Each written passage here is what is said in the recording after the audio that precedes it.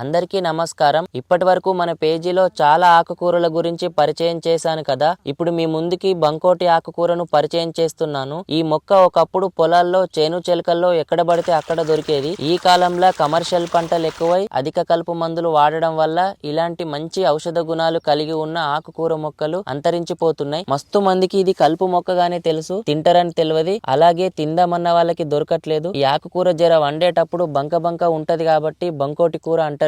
దీని అచ్చం పాలకూర పప్పులాగా వండుకుంటే సరిపోతుంది. తోటకూరలో ఉండే పోషకాలే దీంట్లో ఉంటాయి. ఈ ఆకుకూరని సంవత్సరానికి ఒక్కసారైనా తినాలని మన పెద్దలు చెప్తున్నారు. మన శరీరంలో ఇమ్యూనిటీ పవర్ పెంచి సీజనల్ వ్యాధులు రాకుండా కాపాడుతుంది. మలబద్ధకం సమస్యకి ఇది చక్కటి పరిష్కారం. ఈ బంకోటి ఆకుకూర మొక్కని కావాలన్న వారికి అందించే ఉద్దేశంతో మొక్క యొక్క విత్తనాలు సేకరించి పంపిస్తాను. అలాగే కొందరు అన్నలు అక్కయ్యలు బరువు పెరగడానికి బరువు తగ్గడానికి ఏమైనా సజెషన్స్ ఇవ్వమన్నారు. రాబోయే వీడియోలో తప్పకుండా అందిస్తాను. ఫార్మర్